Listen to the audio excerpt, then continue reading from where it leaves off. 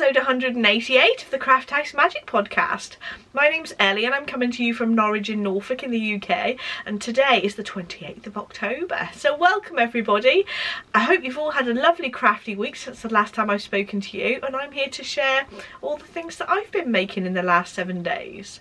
So in today's episode I have some knitting, some sewing, which is dressmaking, I have some cross stitch, I have a gadget and a blast from the past as well, and a couple of questions from the Ask Me Anything thread, and last of all a little bit of information on my shop. And you can skip along to any of those sections using the progress bar at the bottom of the video if you want to skip along to any. There's information in the description bar for my social media links, my shop, and also for Makalongs going on in the Ravelry group and Instagram. So let's get on with the knitting, shall we? I have a finished object to show you, but this one was knitted by Adam's mum, Liz, and it is another lovely, really gorgeous baby jumper. And this again is a Flax light, and this is a tin can knits pattern, and Liz knitted the 1-year-old so that it'll sort of last a bit longer, because I'm a bit worried about knitting too many younger clothes because they're really not going to last very long. But this is for the 1-year-old, and the sizes are actually really good. They go to quite a good range of sizes, and this is a free pattern. So it is a stocking stitch jumper, but there is a nice garter stitch detail on the top of the arms there, which is lovely. And it's just a lovely simple jumper. And this is knitted out of some gorgeous Alice yarns that I picked up quite a few years ago actually, but I thought this would be ideal for a little baby jumper. You can see the little speckles of all the different colours all over. This is a 80-20, so 80% merino, 20% nylon high twist yarn, and it is the colourway Wildflowers, but I'm not sure whether Alice Yarns is still dyeing now, because it was quite a few years ago when I picked up this skein. It's been in my stash, but that is another lovely piece for the baby to wear when it arrives. So that's the first thing I've got to show you, and I have a couple of things that I've been working on myself. So first of all, I have been working on my Shawlography shawl, which is the mystery knit along for Stephen West. Last week I talked about previous Stephen West shawls, if you're interested in going back to see that if you didn't watch it. But this is clue 3 that I'm going to show you. So the clue 4 actually comes out on Friday, which is tomorrow. Hopefully everyone will have seen clue 3 already, but if you haven't seen it, skip along to the timestamp on the screen so you don't get any spoilers. So here we are, this is clue 3 finished for the Shawlography. It's getting a little bit awkward to sort of hold up. I should really lay it flat so that you can see it really. I have split this onto 2 longer knitting needles using the connector that HiyaHiya do, and I will leave a link to those if you're wanting one of those connectors, because they are quite handy. Because if you've already got your work on a shorter needle and you just want to put it onto a longer needle to either try it on or just to lay it out a little bit, it's handy to have those connectors. So clue 3 consisted of some brioche. There was an alternative to the brioche, like a lacy pattern as well, that you could choose if you didn't want to do that. And then there's this really cool sort of webby pattern that it's only actually a couple of rows, which is really interesting, but I think that is a lovely detail on this shawl, and I've been really enjoying knitting it. I'm actually really surprised that I managed to get up to date with all the clues, because I was a little bit behind last week.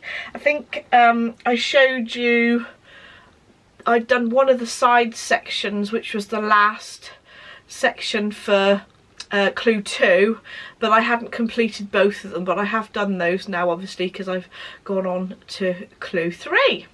And I am loving the way the colours are laid out actually, because it's, to start with I was a bit worried that it was a little bit busy, but I think because of the colours I've chosen, and some of them are quite similar, and the way that Stephen's got us to lay the colours out, I think it's nice and balanced. I've been following exactly where he says about the placement of the different colours, just because I feel that there's definitely going to be a good dispersal of the 5 colourways that I used. So the colourways that I use are all from my Fade to Grey mini set, but I dyed them in 100g skeins this time, and I'm using my MCN base because I just want it to be extra squishy. So at the moment I'm not doing dye to order yarns until my baby comes, because I'm nearly at the end of my pregnancy, but I will be doing dye to order yarns in January, so I'll be back on the website then. There are some ready to ship mini sets in the shop, including some of this Fade to Grey, but there won't be any more to replace those once they're gone. Until January anyway. So there we go, that's my update on clue 3 of the Shawlography shawl, the Mystery Knit Along by Stephen West. So that's what I've been working on mostly this week, but I have picked up an autumnal project that I started last year. So last year I'd been making all these really cute little leaves. So this leaf pattern is the Fall Leaves pattern by Michelle at the Painted Hinge, and I'll leave a link to the pattern in the description bar down below. But I made various colours in these autumnal yarns that I'd actually used one of my own mini sets for. So I'd used the BFL base in my own yarn in the mini set, the autumn mini set, which has got Pumpkin Patch and Garden of Shadows, Thriller, Pumpkin Vine, and I Put a Spell on You. So I've done those autumn leaves to do like a garland with, and I thought actually it might be nice to add some other bits and bobs to that. So I found this pumpkin that I'd knitted ages ago as well, and I thought I could crochet the chain for like a garland or bunting and attach little pumpkins and things like that.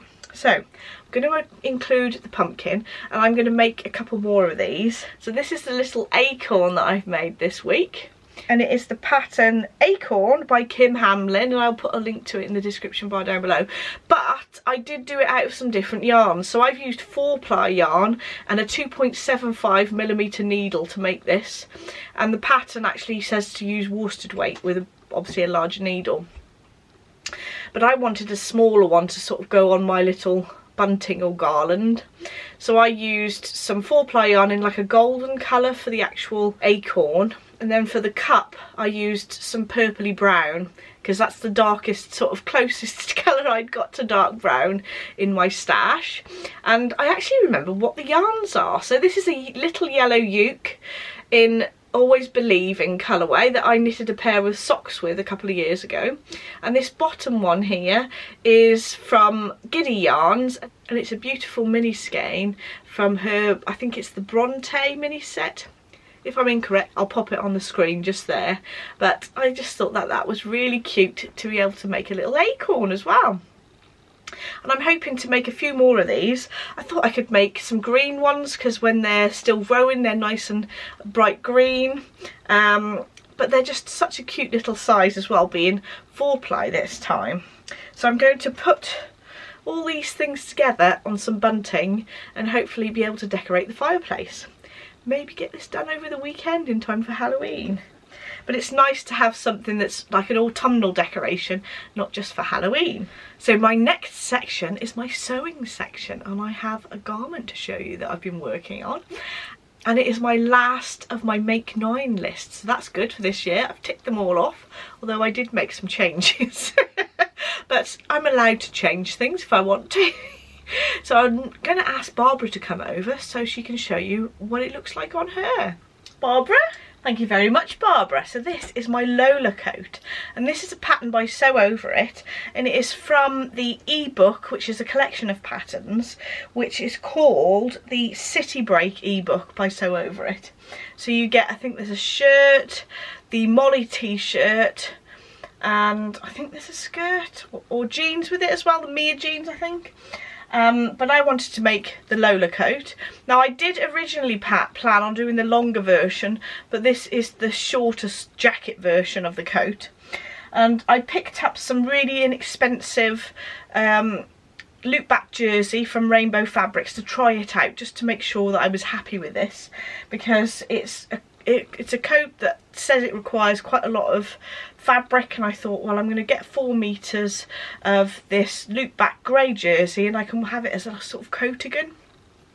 So it's nice and soft and stretchy and really comfortable, but also relatively elegant because I love this waterfall front. So the pattern is available in sizes up to a size 20.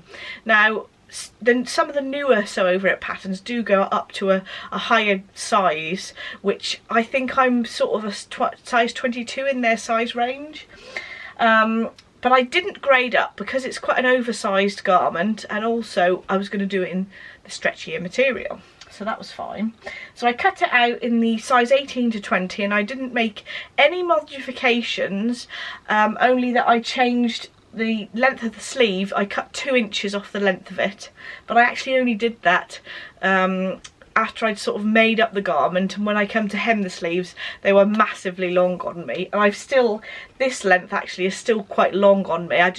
It comes to like there, so if it's quite a chilly day I can actually wear this over another cardigan if I've got a dress or jeans underneath or whatever, so it can be quite a sort of warm layering piece. So I basically just chopped those 2 inches off and hemmed it at 1.5 centimetres seam allowance. I made some small modifications on the construction. With the back of the neck here, there was a point where you had to sort of stitch up to a point and then snip into it and then do another row of stitching around this neckband to attach it to the main body. But because I was doing jersey and I overlocked most of this, I basically just snipped it before I even got the machine near it and manipulated the fabric so that I could just run it straight over the machine to apply this waterfall neckband to the rest of the cardigan. So the construction is basically made of it's like a front panel with a grown on sleeve. There's these side panels just under the arm there. I don't know if you can see it. It's like this shape here, and then the back piece is in 2 pieces which you join together, and they're grown on sleeves as well, which go right to the cuff. So you do need quite a wide piece of fabric. This fabric actually came up at 180 centimetres wide, so it was an exceptionally wide piece of fabric. So I thought that's great, brilliant. And I did purchase 4 meters of this fabric, thinking that I was going to do the longer version, but after I'd looked at some of the pictures I saw that Lisa Comfort had one of the longer versions on, and I know that she is over 6 foot and it had gone to her knees, so I thought maybe I shouldn't make the really long one because it might drown me. So I'll make the short one first, see what I'd like, see if I like the fit, and then I can always make another version with it being a bit longer.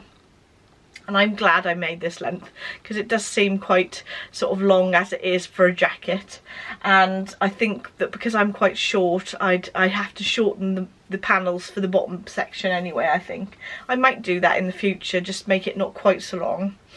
And I'm glad actually that I made the short version also, because this is sort of a mid grey colour, and I think it would have been more flattering if I did it in a black or something if I was going to do a full length version. So some of the pictures for styling this, they had a belt round the waist, which I thought looked really nice, but obviously I can't do that at the moment because I'm pregnant. So I can't demonstrate that, but I will do some twirls in the lounge to show you what it looks like on. I have got a dress on today, however, so I don't think it looks quite as good with a dress on. I think it would look better with a pair of jeans, but obviously I can't get jeans on at the moment either. I didn't buy any special sort of jeans, pregnancy jeans. I've just been living in leggings and stretchy dresses. So I am really pleased with this actually. I love this waterfall front. I didn't line it, I was going to line it, but I thought actually I'm not quite sure whether this fabric being sort of a thickish jersey, whether it would be drapey enough if I did line it as well. So I thought I'd stick with the single layer, but this front panel here is lined anyway, so there is double at the front. So I also wanted to mention that because I did the jacket version, I actually was able to get this out of 2 meters of fabric with it being non-directional, which is absolutely brilliant because I've got 2 meters left, and I thought I could use that for a wearable muslin of the Billy jumper by Tilly and the Buttons, because I need to check whether I get on with those big billowy sleeves, because I want to make that with some really gorgeous navy fabric I bought with little hearts on, and that's quite an expensive fabric, so I thought I could make it in this grey jersey first to see if I like the look of it first. So thank you very much, Barbara. So this is what it looks like on. You can see that it would probably look better if I had jeans on, but as you can see, big pregnant belly looks slightly silly with it anyway.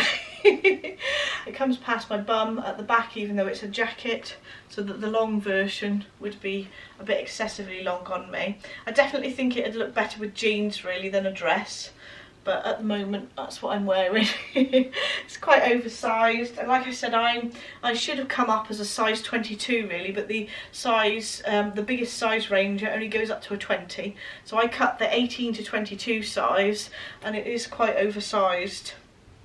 I'm actually thinking that I should have made the sleeves slightly shorter, even though I already took 2 inches off, so I might take a little bit off the length of that as well. So it is quite a nice large oversized cardigan that I can also wear when I'm pregnant as well. I did like the style of them being worn with a belt. I might have to try that once the baby bump's gone, but there we go. That is the Lola coat by Sew Over It.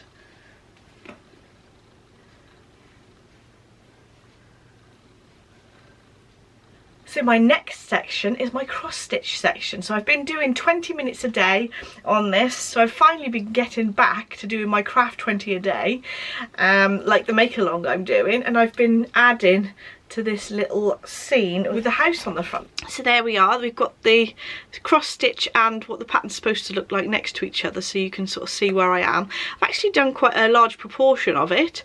So I finished off the house in the centre by adding the little chimneys and doing the back stitch around the windows and the door, etc. And there's also some vines on the house as well that I've added. I've then added the grass at the front of the house and also the trees at either side. So this is a pattern by the Cross Stitch Guild. So this is the Little School sampler, and I'll leave a link to where I got this in the description bar down below. Like I was saying last week, it is sometimes actually difficult to differentiate on the actual written pattern where the back stitch is, because it's all in black and white, and there is some lines indicating what colours you're supposed to use to do the back stitch, but in some areas it's not particularly clear, but I managed to work it out, I think. On the tree there's some satin stitch with these little sprigs at the end of the branches, and also there's some French knots, little pink French knots on the tree. Now the instructions said to do all the French knots with a single thread, but I actually used 2 threads because I thought, looking at the picture, those French knots looked a bit bigger than a single thread to me, so I just modified it slightly. I did follow the instructions. There was a separate picture of the tree for where you're supposed to be doing the satin stitch, which I followed to a T, but I actually found that round the house here it was slightly different to what this pattern showed, which I thought was a bit unusual. So it's a little bit more dense closer to the house compared to this picture, even though I followed, there was a sort of separate chart for the satin stitch next to the other chart, and I did follow it. But there we go. I don't hate it like that, so I'm just going to leave it how it is. And I've done quite a bit of that cross stitch. I've just got the lettering at the top, the border, and the leafy bit at the bottom, and there's some different types of stitches there as well, which I'll tell you a bit more about when I come to them. But I'll leave links to the needle minder and frame and the stand that I use for all my cross stitch in the description bar down below if you're interested in the sort of gadgets that I use for cross stitch. So that is my cross stitch section, and now I'm moving on to my gadget for this week. So normally I would have used a seam ripper to cut a buttonhole to get the hole in the middle after I'd stitched it. But I found these buttonhole cutters a couple of years ago and I find it really useful, especially if you are cutting buttonholes in jersey fabric or with any fabric that's got any type of stretch or give in it, where if you're using your seam ripper and you're pulling along where the hole is, it can sort of distort the fabric slightly. So using this buttonhole cutter is much better. So what I normally do is I use a cutting mat underneath and I place the blade into where I want to cut the buttonhole and then just gently press down and it cuts it perfectly, and it's just a nice neat cutting edge rather than using the seam ripper. And like I said, especially if you're using jersey fabrics, it's very, very handy. So I have started stocking these in my shop just recently, and I'll leave a link to those in the description bar down below. These ones are made by Clover. I don't know if they have any other sort of manufacturers make the same sort of thing, but this make is the one I've had for quite a few years now. So there we go, that's my gadget section, and I'm going to slide into the blast from the past.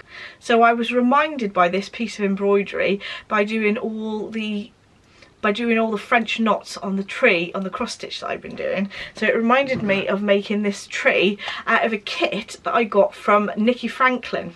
So I have changed the shape of this tree a little bit because when I get into embroidery, I like to sort of mix things up a bit.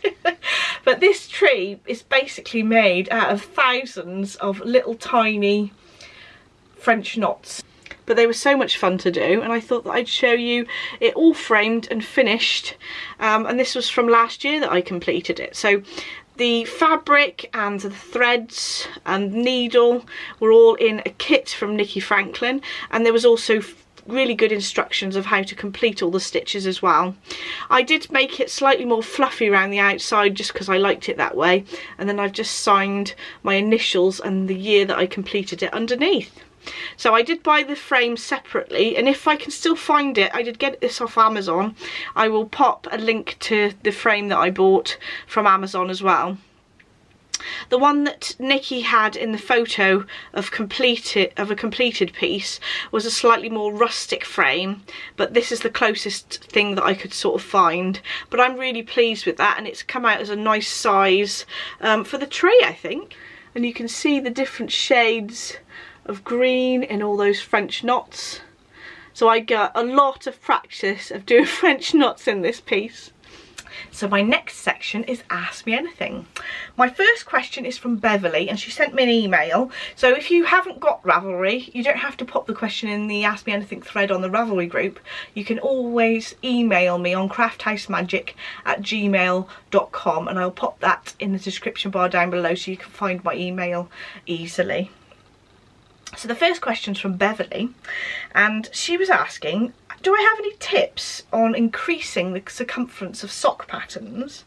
Because she's looked at a couple of sock patterns that were colour work, and they're in sizes 7 and 8, but she's a size 9. She said about repeating sections or using heavier yarn, but what would I advise? I don't know where you are, Beverly. I didn't check whether you were from the US or the UK or somewhere else in the world. I assume with it being 7, 8 and 9, is that American shoe sizes? I find it weird when people write sock patterns in shoe sizes, because it doesn't mean because you've got a big foot doesn't mean your leg is wider as well, because you can have a narrow measurement for a particular size, if that makes sense. So I would definitely go for looking at the measurement of your gauge and the measurement of your leg and foot. Have a look at the gauge and the finish measurement that the sock pattern suggests, and then go with that in terms of like the circumference of the leg, because I think that there's so much variation. For instance, in UK sizes, I'm a size sort of 6, I would say, but I've got quite a wide leg. So I tend to knit a 64 stitch sock on a 2.5mm needle to make sure that I've got enough width for my leg, and then sometimes I'll decrease the foot width to sort of 60 stitches because my foot itself is actually narrower. So I'm changing the pattern to exactly how I want it to fit my foot, and then I go by the length of my foot, because I feel that the width of your foot is quite variable even though you might have the same length of foot. So the general tips I would say for increasing the circumference of a sock are that you could either increase your needle size. Say if you normally use a 2.5mm, you could go up to a 2.75mm. I do find with colourwork socks that I knit colourwork quite tightly, so I'd go up anyway for that sort of pattern. And you could also go up yarn size as well. So it's a case of just having a look at how similar your gauge is to the pattern gauge, and then work out how much you need to increase, and then you can calculate how many stitches you need to add to fit your foot. So without me knowing exactly what pattern you could do, I can't do the calculations for you, but I would definitely look at gauge and the gauge that they suggest that you should be getting, and then you can calculate how many stitches you need to add or take away, and then you can add little sections of the pattern to make it slightly wider, and hopefully then you'll get a sock that fits you perfectly. So I hope that answers your question, Beverly. It's difficult to sort of give you an answer and an example without having the pattern that you've said, but hopefully that makes sense. So the next question is from Crafty Serena Knits on Ravelry, and she was saying that she wants to make a crocheted garment in worsted weight yarn, and she wanted to know whether crocheted garments are heavier than knitted ones. I actually haven't crocheted a proper garment. I tend to knit them, mainly because I think that I'm more familiar with shaping techniques with knitting, but there are some really lovely crochet patterns out there. But as a general rule, I would say that crochet was more of a dense fabric, but it does depend on the yarn that you use. So if you go for something like a really heavy cotton, I think that's going to be really weighty. So you want something that's quite light, I think. So it just bear in mind that when you've got a big panel of that fabric, it's going to be quite heavy if it's a heavier yarn to start with. I would imagine that they would suggest a good yarn in the particular pattern that you've picked anyway. So I'm on to my last section, my shop update. So anybody purchased the advents or sock sets for the Starlight Wishes kits this year, I will be emailing the patterns out to you on Monday. So there will be a sock pattern going out to the people who bought the sock kits with the bag and the yarn, and everybody who bought an advent kit will get the blanket pattern which I've designed. So those will be emailed to you on Monday. If you don't receive it by Monday, just drop me an email on crafthousemagik@gmail.com and I'll sort something out for you. So I've also been making some modifications to my website. So like I said, at the moment I haven't got lots of yarn on there. It's just the stuff that's ready to ship that I've already dyed and undyed yarn, as well as all the gadgets to do with knitting and crochet, fabrics and bag making supplies and other sort of bits and bobs. So I've tried to put it on the website so that it's easier to find stuff.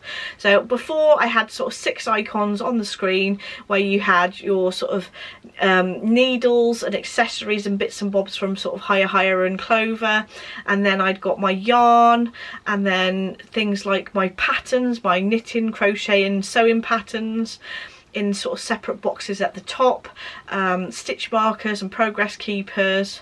I think that's it. But then underneath, what I've done is I've broken down all the sort of needles and accessories into 6 separate sections there. So if you're looking for something in particular, you don't have to trawl through all the other types of needles or whatever you're looking for to find what you're after. So I've split the fixed needles into one box, and then into another box I've done the sort of interchangeables, and a separate box for sort of sets and things. So hopefully it'll be easier for you to find things on my website. So I think that's all for today. Thank you so much for watching. Don't forget to like and subscribe if you'd like to see more, and I shall see you in the next episode. Bye!